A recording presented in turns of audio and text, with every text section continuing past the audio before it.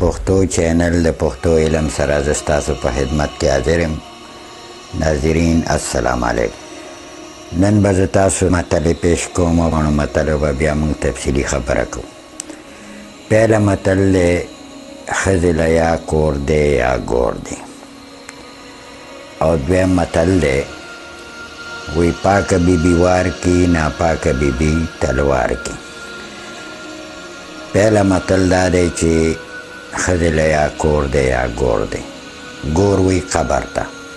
پښتنو چې دا خبره کړې ده نو دا د ښځې د عزت خبره کړې ده او د ښځې د پردې خبره کړې ده چې دا په کور کې وي په پرده کې وي نو د دې عزت هم زیات وي.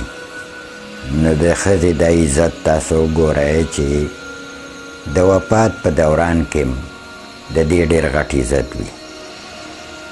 کله چې دا د قبره پورې وړي نو دې باندې یو جنګله وي، په هغې کې دا په پرده کې وي، او حتی چې له حده کوزئ هم په پرده کې کوزئ. نو د دې دپاره یعنې د له حده پورې پرده وي. نو ځکه مشرانو خبره کړې ده چې ښځې له یا کور دی یا ګور دی. په دې باره کې قرآن او په حدیث کې ډېر راغلی دي چې ښځې له فرده ډېره ضروري ده او بلکې پردې والا ښځې مؤمنانې دي. د هغوی دپاره جنتونه دي.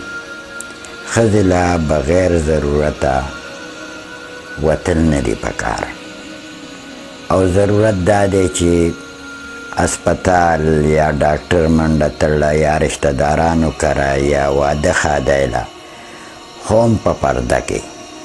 پرده شرط دی. هرې ښځې دپاره پرده شرط دی. یو ښځه چې څونه په پرده کې وي هغه همره په عزت کې وي. نو د دې متل دغه مقصد دی چې ښځې له یا کور دی یا ګور دی. دویم نمبر متل دی چې پاکه بیبي وار کی ناپاکه پې تلوار کی. نو پښتو کې دا وار چې کوم دی دا صبر ته وي. لکه اکثر تاسو که وګورئ یو نیکه بیبي وي د چا، نو که هغه څومره مطلب هغه ته خاوند ډېرې خبرې مبرې وکړي نو اکثر هغه چپ وي، صبر کوي، خیر دی.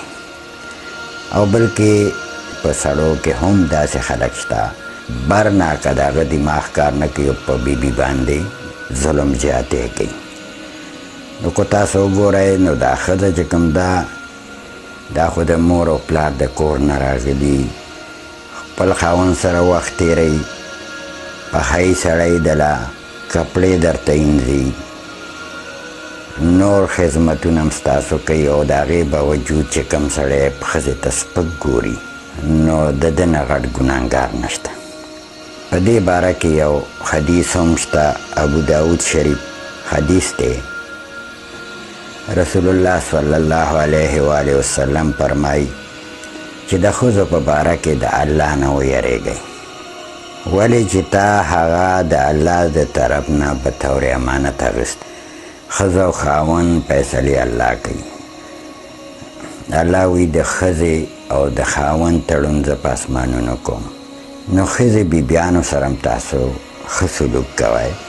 څنګه چې ته انسان یې نو دا هم یو انسان دی. مونږ تاسو له پکار دی چې مونږ د خپلو بیبیانو خیال وساتو. دغسې مونږ بچو ته هم نصیحتونه وکړو، هغوی له هم ښه تربیت ورکړو د اسلام مطابق. زه امید لرم چې انشاءالله تاسو ته به زما د یو څو خبرې ښې ښکاره شوي. او د پښتو علم چینل دی دا سبسکرایب هم کوئ. انشاءالله آینده ویډیو کې به مونږ نوي متل سره راځو، او انشاءالله په هغې به ښایسته ښایسته خبرې کوو. تاسو ما سره اوسئ. اجازت غواړم. الله هم خوشحاله و آباد لره. السلام علیکم.